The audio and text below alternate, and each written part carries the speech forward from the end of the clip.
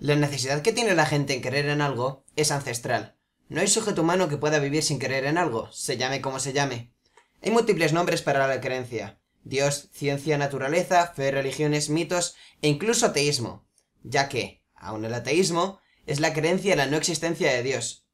La vida en sí misma carece de un sentido, contrariamente a la visión religiosa, y por eso mismo cada uno tiene por delante la tarea de encontrarle uno que lo justifique.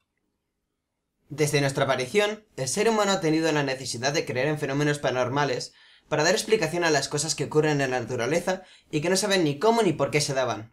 A raíz de esto, nacen las religiones. A la pregunta de ¿qué es una religión?, podríamos contestar que es un conjunto de creencias que ligan a la humanidad con un tipo de existencia sobrenatural.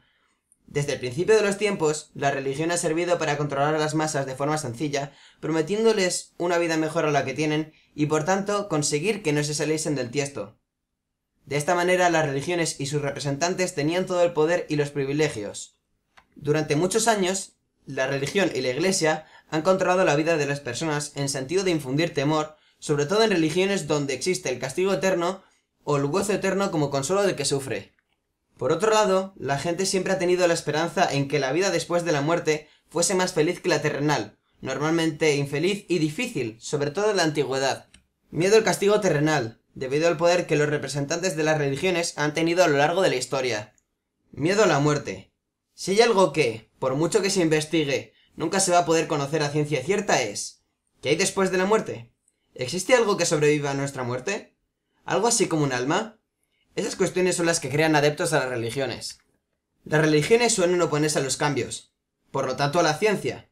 Cuando Galileo Galilei apoyó la tesis de Nicolás Copérnico, que decía que la Tierra y los demás planetas giraban alrededor del Sol, el gobierno de la época llevó al astrónomo Galileo ante el Tribunal de la Santa Inquisición de Italia y le obligaron a decir que la tesis de Copérnico era errónea, y que la Tierra estaba estática y que el Sol giraba alrededor de ella.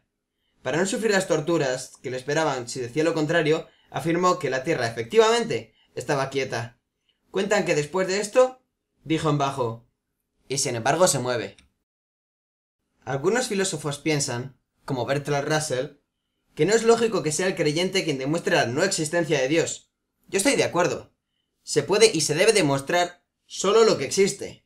Como dice Russell, en su teoría de la tetera, si yo sugiriera que entre la Tierra y Marte hay una tetera que gira alrededor del Sol, nadie podría contradecir mi afirmación, siempre que añadiera que la tetera es demasiado pequeña como para ser vista por ningún telescopio. Pero si yo dijera que dudar de mi afirmación es absolutamente inaceptable por parte de la razón humana, se pensaría que estoy diciendo tonterías. Sin embargo, si la existencia de tal tetera se afirmara en libros antiguos, si se enseñara cada domingo como verdad sagrada, si se instalara en la mente de los niños en la escuela, la vacilación para creer en su existencia sería un acto de excentricidad, y quien dudara merecería la atención de un psiquiatra en nuestros días, o la de un inquisidor en tiempos anteriores. Pero no solo hablamos de la existencia de Dios, sino cómo el hombre ha expresado esa creencia a través de las religiones. Yo me pregunto, ¿cuál de ellas es la verdadera? Cristianismo, islamismo, budismo, hinduismo, religión tradicional china, religiones indígenas, religiones afroamericanas, sijismo, espiritualismo, judaísmo, sintoísmo, neopaganismo, rastafarismo. Y para terminar, yo me hago la misma pregunta que el famoso monologuista americano Josh Carlin. Think about it. Religion has actually convinced people that there's an invisible man living in the sky who watches everything you do every minute of every day.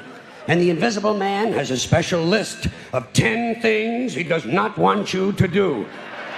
And if you do any of these 10 things, he has a special place full of fire and smoke and burning and torture and anguish where he will send you to live and suffer and burn and choke and scream and cry forever and ever till the end of time.